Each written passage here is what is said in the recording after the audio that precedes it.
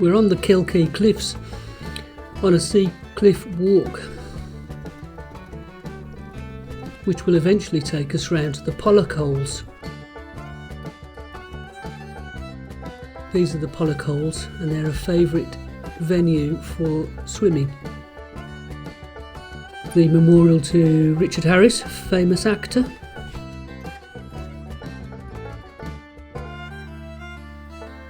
While in Ireland, Sarah had arranged to meet with some of her cousins, who informed her of her Irish ancestors. Our journey led us to Foynes via Limerick, the Heathrow airport of its time. We had the Northern Lights again that evening. The next day, while Sarah worked, I took myself around the Foynes Flying Boat Museum.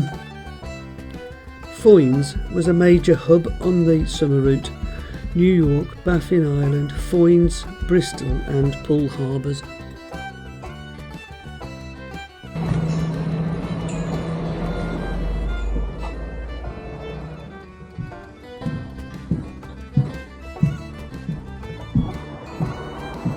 This is the interior of one of the flying boats that was used on those flights.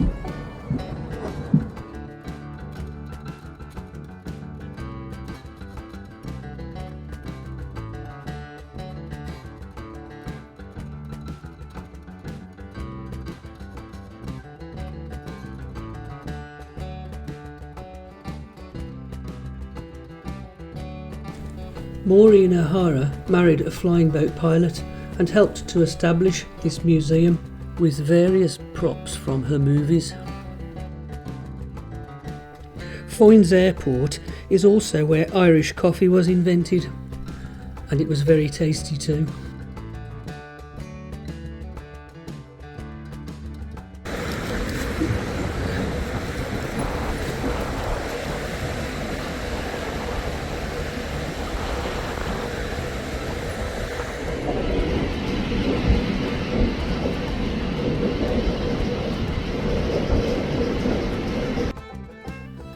This is the road on and off Fenit Island, and obviously it's only passable during low tide.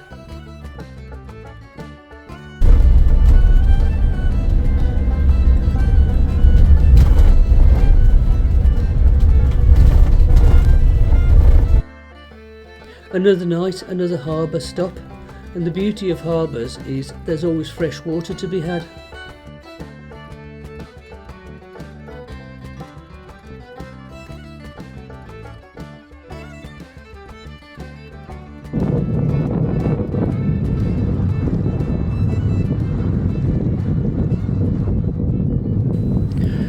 Dunmore Head is the furthest point west in Ireland,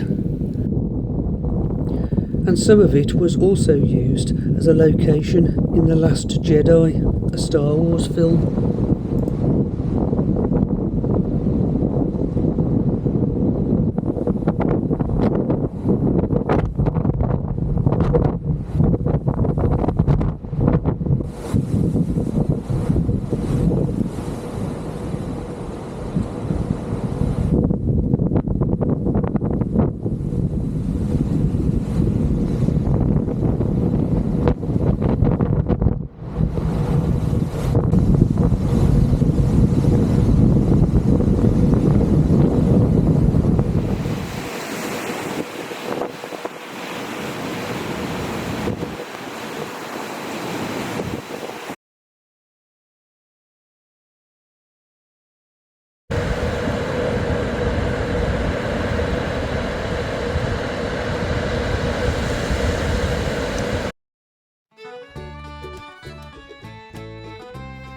Inch Beach Parkrun is entirely on sand, 2.5 kilometres one way, 2.5 kilometres back. We had a beer in the highest pub in Ireland. We bumped into Charlie Chaplin on our way round the Ring of Kerry, before heading up the Kerry Cliffs.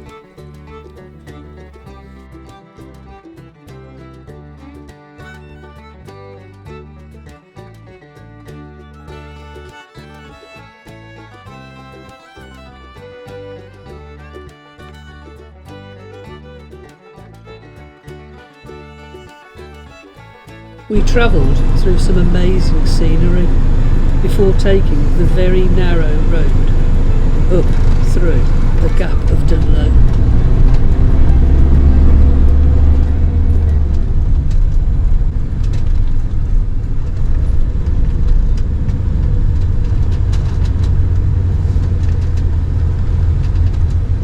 We didn't meet any cars on the road, but we did have to share the road with some horse and traps.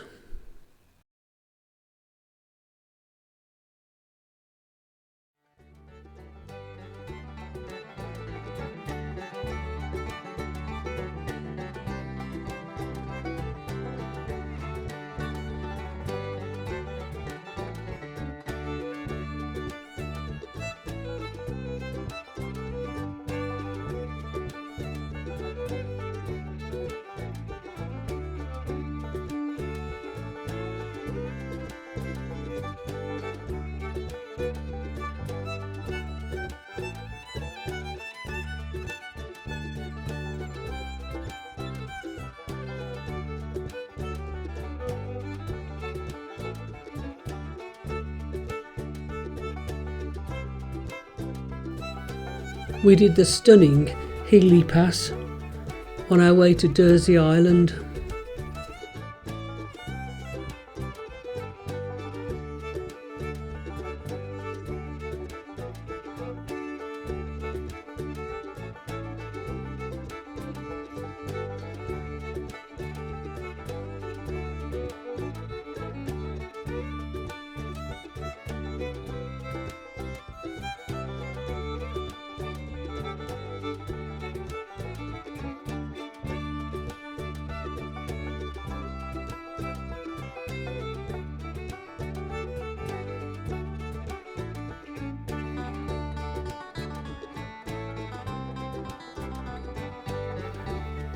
Dursey Island is connected to the mainland via the only cable car that crosses over the Atlantic Ocean.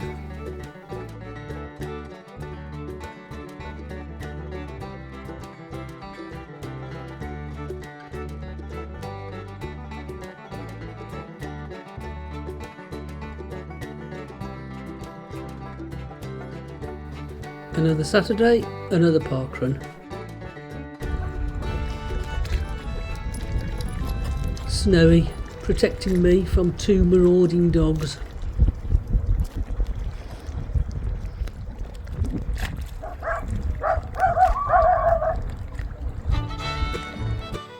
Mizzen Head, furthest point south. However, when we got there it was closed due to being refurbished. So this is all we got to see.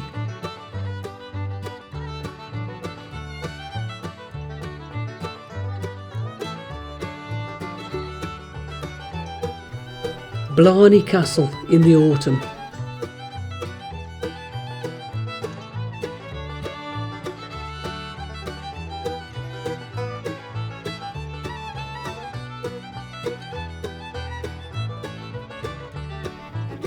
When in Blarney, kiss the Blarney Stone.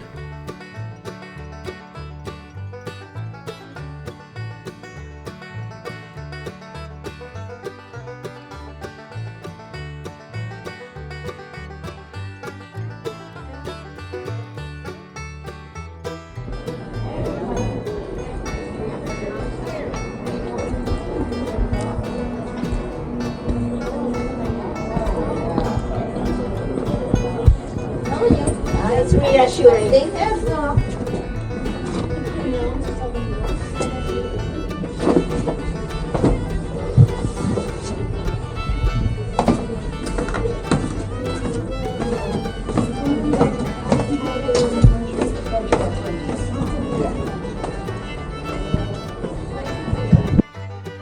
We had a lovely hour outside Blarney Castle with another of Sarah's cousins.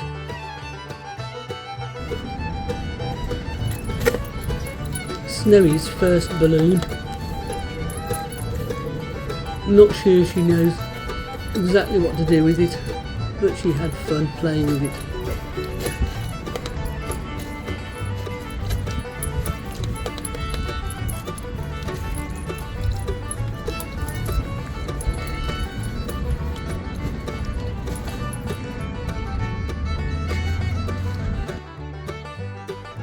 before moving on to Cove.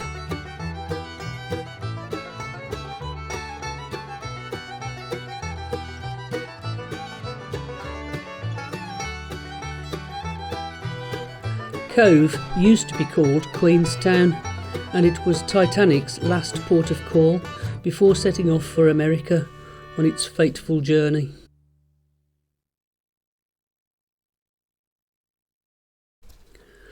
Cove is still used by cruise ships, and we were joined by this monster in the night. We moved inland to the Rock of Cashel, which isn't dog friendly, and on to Dunhill Castle, which is dog friendly. We went on to Waterford and had a lovely afternoon strolling round. We did New Ross Parkrun in the John F. Kennedy Arboretum before finding where Sarah's grandfather went to school in Kilmore Quay.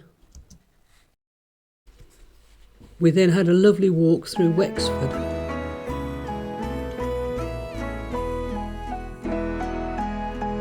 We explored the Rock of Dunamace, a Celtic fortification, before the heavens opened, so we had to leg it back to the van.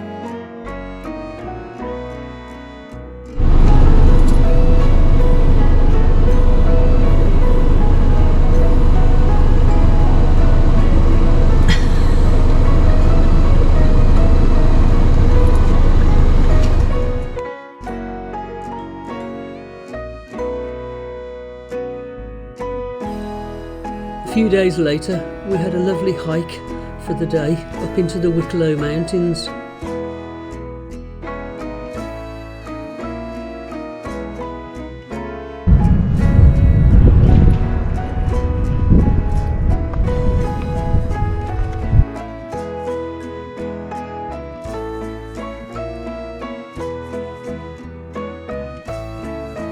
Snowy, keeping a close eye on those deer.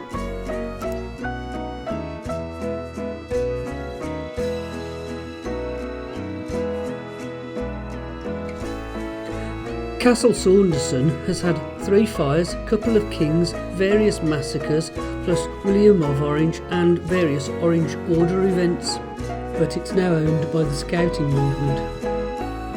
We then did Montalto Estate Park Run. Montalto is set in beautiful gardens nestled into County Down. Castle Ward has a classic side, the man's, and a gothic side, the ladies'. Internally, this is the men's classic side with its square windows and square doors before you walk through the corridor into the ladies' side, which has the gothic windows and doors. And look at that ceiling.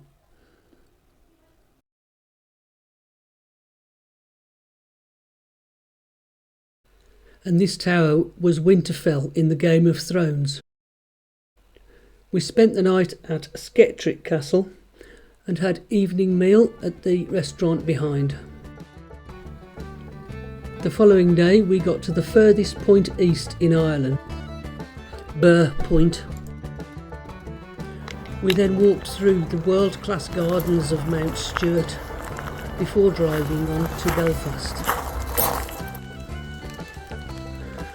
2 swans coming over to see us.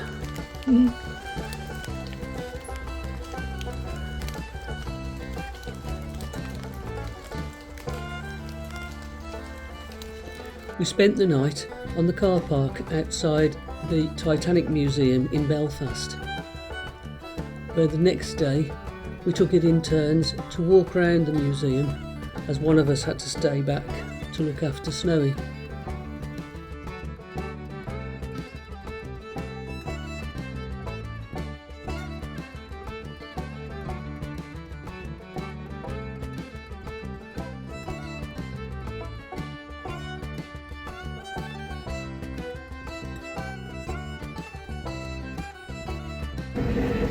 Slowly she reared up on end, till at last she was absolutely perpendicular. Then, quietly, but quicker and quicker, she seemed just to slide away under the surface and disappear.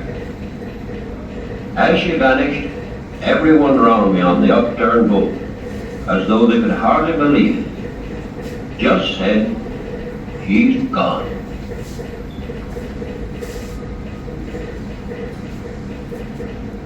And so, presently about 1:30, silence.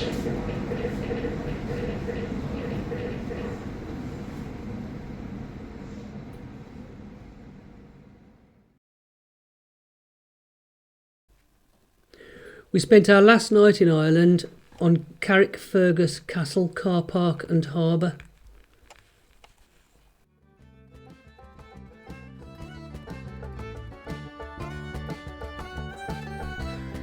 We caught the ferry across to Scotland, where we did the Agnew Park Run before visiting the Mull of Galloway Lighthouse, the furthest point south in Scotland, and then on to Port Logan Fish Pond, 200-year-old fresh fish larder for the local country estate.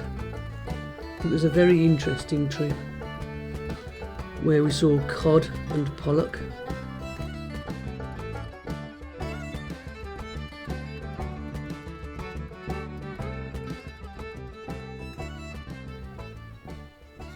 We spent the night overlooking Loch Doon in the heart of the Galloway Forest Park. We had the whole park to ourselves. Not a single soul to be seen anywhere.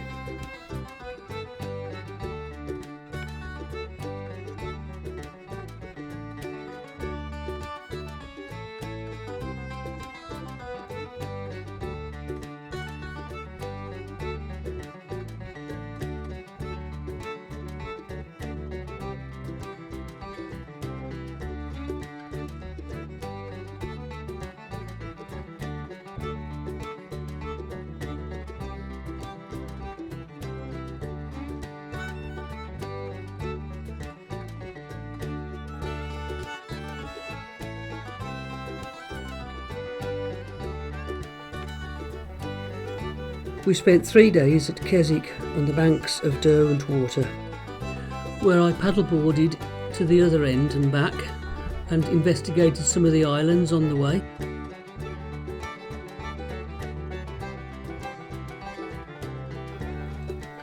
We then hiked to Catbells, an easy local hill.